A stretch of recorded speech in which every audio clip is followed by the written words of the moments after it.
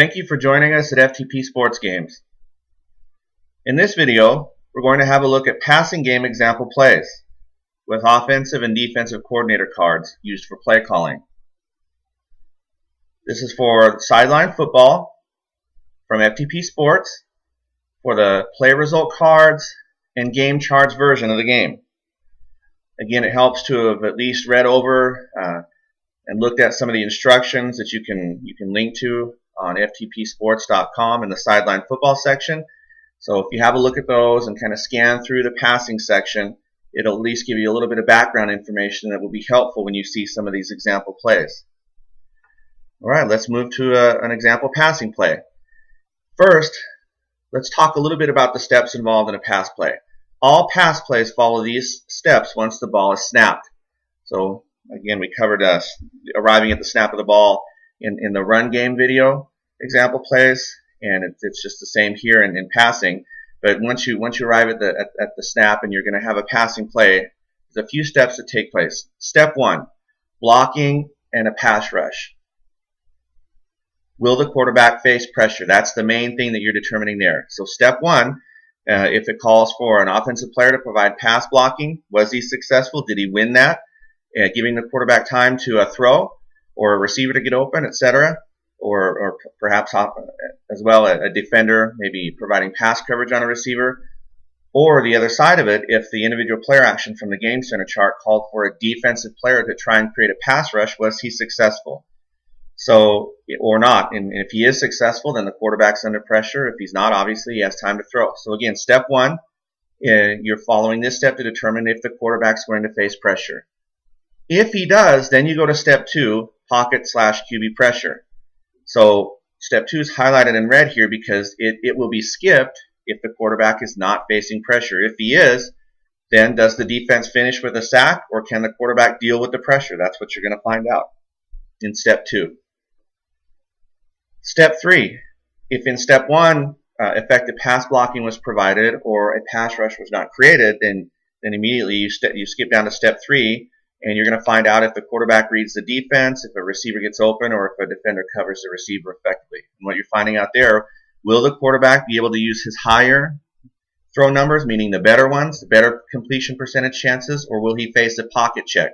If he does not read the defense effectively and he's in the pocket for a little bit more time, or his receivers don't get open and he's in the pocket for a little bit longer time, or a defender covers the receiver effectively and the quarterback has to perhaps go through his progressions or scan the field, will he face a pocket check in that instance? And if he does, then it's possible that a coverage sack can take place.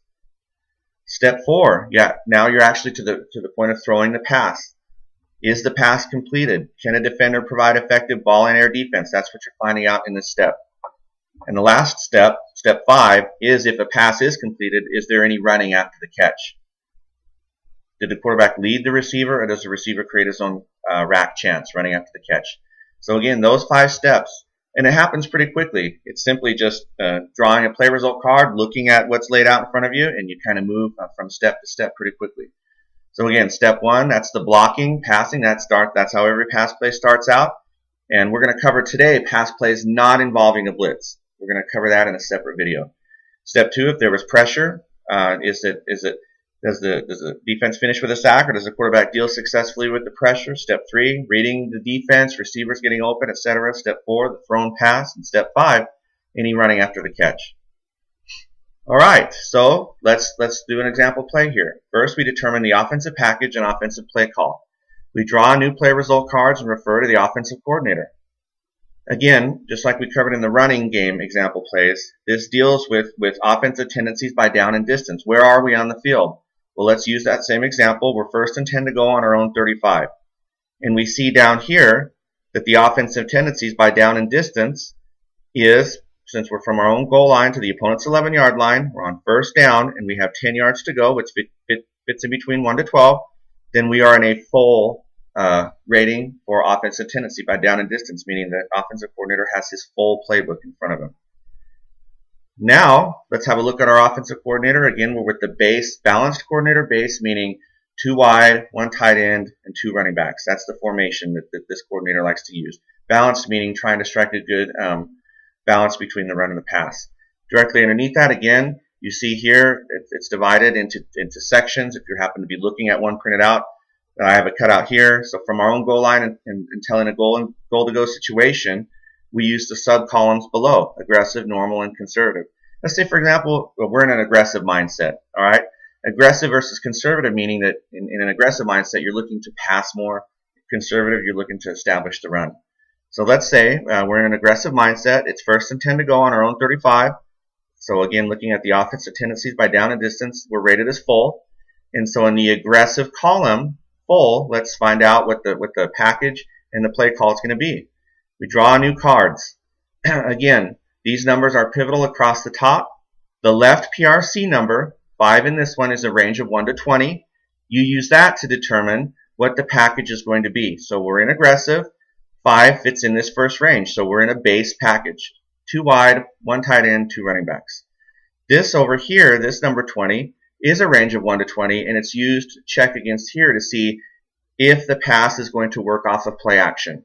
So it's not, because the play action rating here is 1 through 12. It's obviously above that, so this is not going to be a play action pass.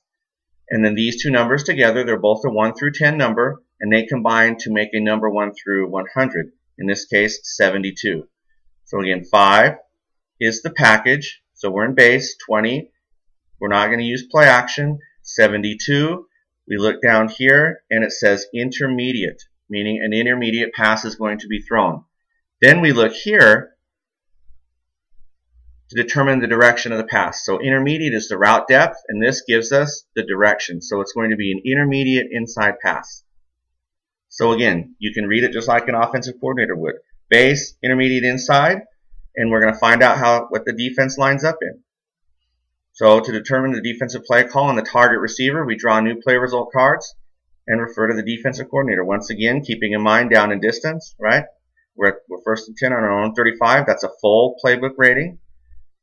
We have a look at our defensive coordinator. He's a basic defensive coordinator, meaning he doesn't take a lot of risks, and kind of in between risky or no risk type of a coordinator. And he's game planned for a balanced offense. So we look under his full section here because that's the rating. Flip the cards, and what we're going to do is take these two numbers. That's 35, and it fits over here into this range, so the defense is in man. All right?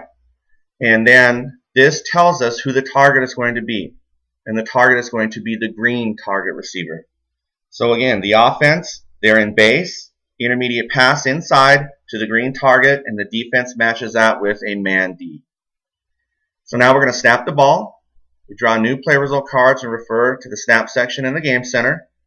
All right, so snap up here.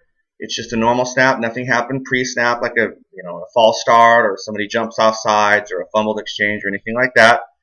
And so we look at these two numbers together. 1 and 1 is 11. All right, and we refer right over here to the game center. This is a cutout of the game center chart for pass plays, and that in the blocking area, since we're starting with blocking first, that number 11 fits in 1 through 45. So someone is going to be called on to provide pass blocking for the quarterback on this intermediate pass play. Who will that be? First of all, just remember, anything, if there's other things listed in the snap section, then you need to check those first. Maybe a false start, does the quarterback draw the defensive offsides, etc. But nothing is up there. It's just a regular snap play. So we have a look over here. Someone's going to provide pass blocking. We see here in this red section that when you look under the pass block / rush section of the left PRC, under offense, it's the left guard. Okay? So that's the first step. We're going to determine if the left guard provides blocking and if the quarterback's going to have time to throw. So now we're going to resolve the play. We draw new play result cards to determine pass blocking result and the next step. The left guard is Russ Grimm from the 84 Hogs. So we're going to look and see if he provides pass blocking on this play. We flip new cards, and we see that Russ Grimm, the play result over here, this play result number 1 through 20, this is the number that you check against Russ Grimm's pass block rating for an intermediate pass. It's just this number here. And if it is inside that rating, he provides the pass blocking. Now over here we see flag. So there's possibly a flag on the play, but this number has to fit into the rating that he has here. And since he doesn't even have a penalty rating on pass plays, then there is no penalty going to be called on Russ Grimm. So Russ Grimm, he provides effective pass blocking. And so now we're going to move to the next step. Over here, these two numbers again combine together, and we look at the next section, which is pocket pressure. That didn't happen because Russ Grimm blocked it up effectively. So we skip that and we go down here to the cover receiver or the read defense IPA. And this 1-3-13 fits into the quarterback read defense. So Russ Grimm blocked it up, and now we're going to have the quarterback going to see if he can read the defense because he has time. So we draw new play result cards. Joe Theismann is obviously the quarterback in 84, and we're going to use his QB rating to determine if he reads the defense. We draw new cards, and we see that 8, again, the vast majority of play results come from this number here. 8 fits within his quarterback rating number, and so he has successfully read the defense. If this were 18 or 19 or 20, meaning it's above his quarterback rating, then you look over here. If the pocket symbol is present, you immediately, the next step you do is to see if he is able to move effectively in the pocket. But it's in his quarterback reading, so he has read the defense effectively, and we're going to move on to the next step. So we're going to draw play result cards to determine what the result of the thrown pass is. Remember, the call was base, intermediate pass, inside, defense is in man, and the target is green. All right, Joe Theismann's the quarterback. The green target for this play is Art Monk. He had a great year in 1984. And this little cutout here is from the packages section of the material that was delivered to you. You see that the base defense, a 4-3 base man. And so like we found from the defensive coordinator call, they're just in a man defense. So that means if Art Monk, and let's say he's the left wide receiver on this play, he's going to be covered by the right cornerback. Because this is an intermediate pass, as you read in the instructions, safety help is available on this play because when they're in man like this, they have 2 deep safeties. All right? So who is Art Monk's defender? Well, it's Ron Fellows. He's the right cornerback, and he's matched up one-on-one against Art Monk. Who is the deep safety? Well, since it's on the left side of the field, the free safety is responsible for that side.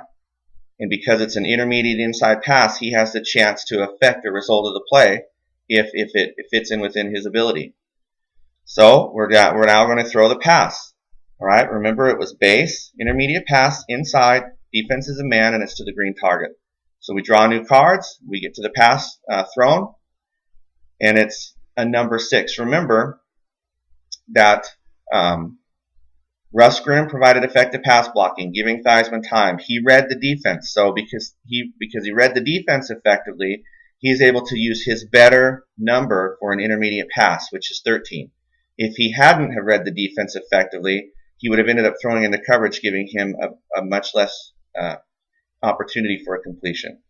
A 13 is quite a lot better than 9, so he's going to use the better number, and we see here that 6 fits inside of that number. So the pass is going to be complete, provided that neither Art Monk's man defender or the free safety, because he's in a help area, has done anything to break up the pass. To determine if the defender, the individual defender on the play, is able to break up the pass, this IPA here calls for him to play pass defense. Then we move across here as these two play result cards work together, pass defense, and this number gives us the result. And you check his PBU number. It's over his PBU number, so he has not influenced the play. He's not broken up the pass. When it comes to the deep safety, we need to determine if Joe Theismann dealt with him effectively. You, again, use both cards. The left PRC has a read safety area, and it requires an A grade. Fortunately for Theismann, he has an A grade of being able to manipulate the safety, moving in with a shoulder shrug, looking him off with his eyes, doing something to manipulate that deep safety so that he doesn't know exactly where he's going to throw the ball. If he wasn't successful in that, and this help number here were to fit into Michael Downs' help rating, then he would have moved in and intercepted the pass or possibly even picked it off. So again, everything you're doing that's leading up to this point, you're determining if the quarterback's going to use a better or lower number for a completion, and then once he throws the ball, if there's anything that an individual defender does to break that up, or if a safety is deep, and they're in man, if there aren't any safeties deep, then that does not apply. If there's only one safety deep and it's an outside throw, he can't get there. But in this case, they were in base man, 2 deep safeties, man underneath, and so he had a chance to break up that intermediate pass, but he wasn't able to because Theismann did a good job of looking him off.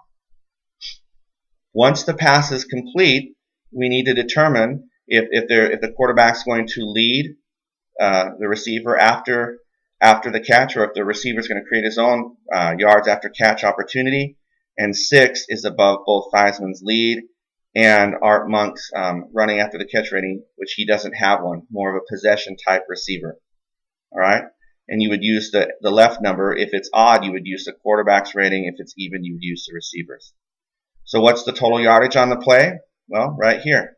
For an intermediate pass, it was at 15 yards. So it was complete. So again, it happens quickly. This is happening with a lot of explanation. Once you get it down, and I suggest a few preseason games, just get involved and start, calling plays and seeing what happens. You get stuck, you figure out what to do. Pretty soon you'll develop a flow, and it starts to happen in a rhythmic type way. The quarterback, the snap of the ball.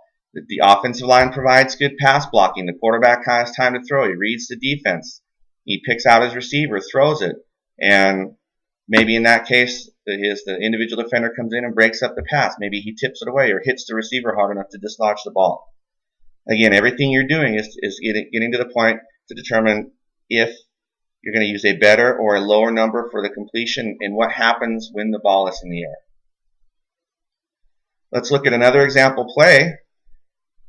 And let's go ahead and skip through the coordinator part, and let's just say that the offense called an ace, quick outside pass. The offensive tendency is full.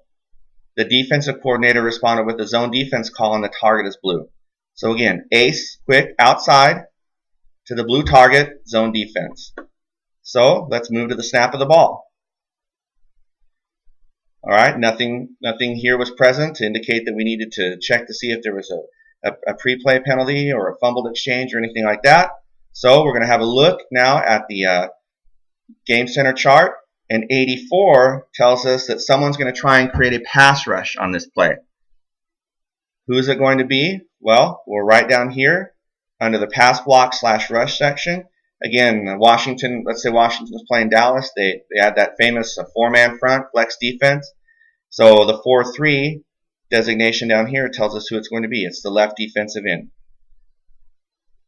So let's say the left defensive end is Ed Too Tall Jones, and we're going to find out if he gets a pass rush on. So we draw a new card, and we look to see if this rating fits inside of his pressure rating, and it does. By quite a lot. So Ed Jones made a good move along the defensive line. He's going to provide pressure. You'll notice here that a flag is there's a potential flag on the play, but this number, the number used to determine his result, is nowhere near Too Tall Jones's penalty rating of either 19 or greater, which is 20. All right. So the next thing we do, yes, he has created a pass rush. So we go to this section. We don't skip it. We go there because the pass rush is created and the quarterback has less time to throw. We take these two numbers again together, it's 97, and we look under here and we see that the individual player action calls for the quarterback to slide away from pressure. So again, Too Tall Jones created a pass rush, putting a little bit of heat on Theismann, and it calls for Theismann to slide away from the pass rush. All right, so we look at Theismann, and we're going to look at his pocket rating. It's 15. It's fairly low. That means he probably suffered a significant amount of sacks on the season. So is he going to get out of this kind of pressure? He's trying to slide away. We draw 2 new cards. And this number, again, we check it, and it barely fits. It barely fits inside of his pocket rating. So he is able to slide away from the pressure. One thing to remember at this point is what was the quarterback's mindset? You determine this at the beginning of each game or series or whatever. So for now, let's say he's just in a normal mindset, meaning he's not taking a lot of chances downfield. So when he does effectively slide away from the pressure, then we look down here real quick to see who he's going to throw to. Or if he has a chance to throw downfield. The target's going to be red. It's going to be to the inside of the field. But was anything available over here? Was an intermediate, deep, or bomb pass level there so that he might throw downfield if this number 1 through 20 fits in his quarterback rating? If it does, he's going to take the chance downfield. Think of Ben Roethlisberger or guys like that stay alive forever, constantly looking down plays, or downfield. They make great plays. You know, John Elway, guys like that. But since it wasn't there is no pass depth there, he only is going to end up throwing a pressure pass to the red target. All right, let's see what the end result of the thrown pass is. Again, Theismann's the quarterback. We were in ace, which is what the Redskins were in most of the time. And the red target on the play is going to be Don Warren. So he's going to throw a pressure pass to the inside to Don Warren after effectively sliding away from pressure. Well, remember the defensive call was zone. So they're in a 4-3 zone defense. So the inside of that, on a pressure pass, the middle linebacker is going to be sitting there in the middle of that zone. That's Eugene Lockhart. So we're going to determine when the pass is thrown if Lockhart does anything to break that up in the air. So we draw the cards. We look. This number is inside of Theismann's pressure rating number. Again, he slid away. He effectively slid away from the pressure. So he uses his better pressure throw rating. That's going to be complete as long as Lockhart, because this number here calls for him to try and hit Don Warren and dislodge the ball. But 15 is much greater than his PBU number of 2. Again, if this were a 1, it would fit inside of his pass broken up number, also his hit number, and he might pick it off as well. 1 would fit underneath all of those things. If it were a 2, he would have broken it up and hit the receiver, knocking the ball away, making it incomplete. But he didn't, because 5 fits under Theismann's better pressure number. Eugene Lockhart was not able to make the play, but remember, these numbers here for pass plays have special color coding. 3 for batted passes at the line of scrimmage, 4 and 5 for potential drops, and then 16 and 17 for potential big catches. So this says that yes, Theismann is able to get it there, but this asks us to check real quick to see if Don Warren drops it. We look down here, this green boxed area, and the number is 2. We check that against his drop rating, and after Theismann gets away from the pressure, finds Don Warren, throws it. It's right on the money. Lockhart can't break it up, but Don Warren wasn't able to catch it. He actually dropped it on the play, and that's it. Pass incomplete. If it were to have been completed, it would have been for 7 yards under the pressure section. So again, everything you're doing, it just flows like a natural pass play. You snap the ball. Is there blocking on the play? Does the defense create pass rush? The game center is going to call for one of those IPAs to happen. If there's time, does the quarterback read the defense? Does the receiver get open? Does the defender in coverage, does he do something that reroutes the receiver or covers him in such a way that the quarterback has to look elsewhere? He even could get sacked in that scenario for a coverage sack. When it comes time to throw the ball, once you determine who the targeted receiver is there anything that the defender does in the air to break that up? So after a while, you see that it starts to get really fun, and it starts to provide a really deep and full flavor of exactly what's happening on a pass play. All sorts of things are possible. Big catches, drops, balls tipped at the line of scrimmage, balls tipped by a defender in the air that end up being intercepted. Everything that makes the game fun is there, and it allows you to kind of get a full vision for everything that's taking place. Thanks again for watching this video of example passing plays.